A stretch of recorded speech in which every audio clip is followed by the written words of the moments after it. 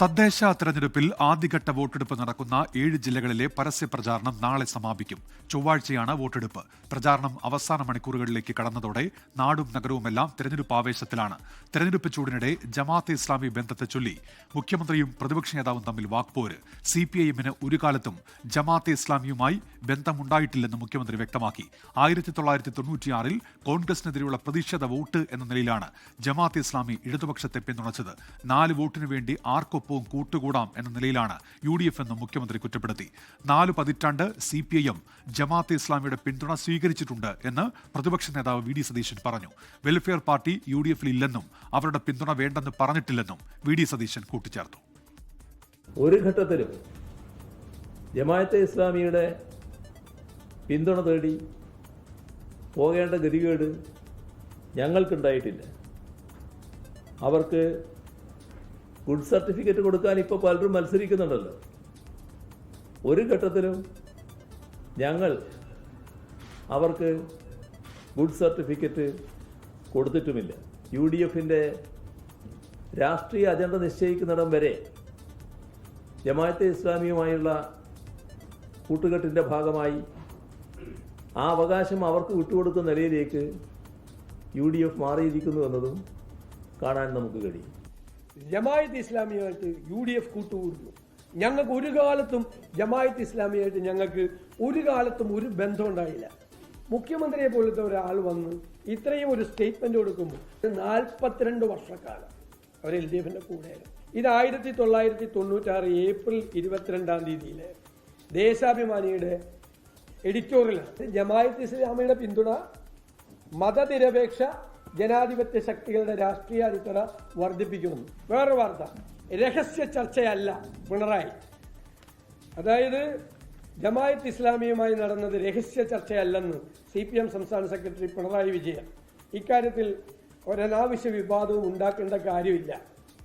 എന്നാൽ ഒരു കാര്യം വ്യക്തമായി പറയാം, ഞങ്ങൾക്കിടയിലുണ്ടായ അകൽച്ച മാറി. ഞങ്ങളിപ്പോൾ ഒരുമിച്ചാണ്. ആർ ശ്രീജിത്ത് ഇപ്പോൾ തിരുവനന്തപുരത്ത് നിന്ന് ചേരുന്നുണ്ട്. ശ്രീജിത്ത്, തെരഞ്ഞെടുപ്പ് പ്രചാരണ രംഗത്ത് ഒരുപാട് വിഷയങ്ങൾ, ഒരുപാട് വാക്പോരുകൾ. ഇപ്പോൾ ഈ ജമാഅത്തെ ബന്ധത്തെ ചൊല്ലിയുള്ള ഈ വിഷയം അതെങ്ങനെ തെരഞ്ഞെടുപ്പിൽ പ്രതിഫലിക്കും ശ്രീജിത്ത്? ഉന്മേഷ തദ്ദേശ തെരഞ്ഞെടുപ്പിന്റെ ആദ്യഘട്ട പ്രചാരണം വോട്ടെടുപ്പ് നടക്കുന്ന ജില്ലകളിലെ പരസ്യ പ്രചാരണം അതിന്റെ പാരമ്യത്തിലേക്ക് എത്തുമ്പോഴാണ് ജമാഅത്തെ ഇസ്ലാമിയുമായുള്ള ബന്ധത്തെ ചൊല്ലി ഭരണ പ്രതിപക്ഷ കക്ഷികൾ തമ്മിലുള്ള ഏറ്റുമുട്ടൽ ശക്തമായിരിക്കുന്നത്.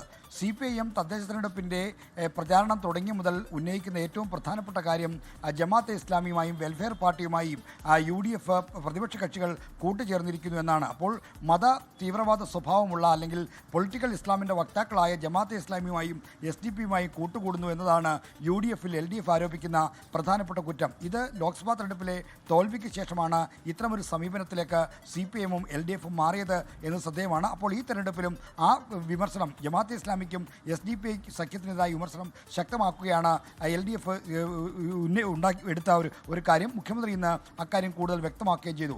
എന്നാൽ ജമാഅത്തെ ഇസ്ലാമിയുമായി ബന്ധപ്പെട്ട നേരത്തെ സഖ്യമുണ്ടായിരുന്നത് LDF-നാണ്, CPIM-നാണ് എന്ന കാര്യമാണ് പ്രതിപക്ഷ നേതാവ് VD സതീശൻ അടക്കമുള്ള ആളുകൾ ചൂണ്ടിക്കാണിക്കുന്നത്.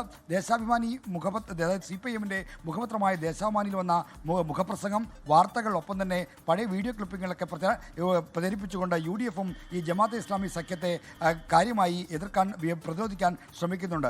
ഈ ജമാഅത്തെ ഇസ്ലാമിയുള്ള സഖ്യത്തെ പറ്റിയുള്ള ഈ ആരോപണങ്ങൾ ഉന്നയിക്കുന്നത് ഭൂരിപക്ഷ വോട്ടുകൾ തങ്ങളിലേക്ക് വരുന്നതിന് വേണ്ടിയാണ് എന്ന ആരോപണമാണ് UDF LDF-നെതിരെ നടത്തുന്നത്. അതായത് UDF-ന് വോട്ട് ചെയ്യുന്ന ഭൂരിപക്ഷ സമുദായങ്ങളിലെ വോട്ടുകൾ അവരിൽ വർഗീയത ആരോപിച്ചുകൊണ്ട് മാറ്റിയെടുക്കുക എന്ന തന്ത്രമാണ് പയറ്റുന്നതെന്നാണ് പറയുന്നത്. എങ്കിലും ഈ കാര്യങ്ങളിലൊക്കെ തന്നെ ഈ വെൽഫെയർ പാർട്ടിയുമായി ബന്ധപ്പെട്ട സഖ്യങ്ങൾ മലബാർ മേഖലയിൽ കാര്യമായ പ്രതിഫലനം ഉണ്ടാക്കുമോ ഇല്ലയോ എന്ന് നമുക്ക് കണ്ടറിയേണ്ട കാര്യം തന്നെയാണ്. എന്തായാലും ഈ ജമാഅത്തെ ഇസ്ലാമി സഖ്യം ഒരു പ്രധാനപ്പെട്ട ചർച്ചാ വിഷയമാക്കാൻ ഈ LDF ശ്രമിക്കുന്നു. അതിനെ പ്രതിരോധിക്കാൻ UDF-ഉം ശക്തമായി ശ്രമിക്കുന്നുണ്ട് എന്നതാണ് വസ്തുത. ശരി, ആർ ശ്രീജിത്താണ് തിരുവനന്തപുരത്ത് നിന്ന് വിവരങ്ങൾ നൽകിയത്. ലോകത്തെവിടെയായാലും ഏത് സമയത്തും 24 വാർത്തകളും ഓഗ്മെന്റഡ് റിയാലിറ്റി പാക്കേജുകളും എക്സ്പ്ലെയിനറുകളും വിശദമായി കാണാൻ ഞങ്ങളുടെ YouTube ചാനൽ നിങ്ങൾക്ക് സബ്സ്ക്രൈബ് ചെയ്യാം.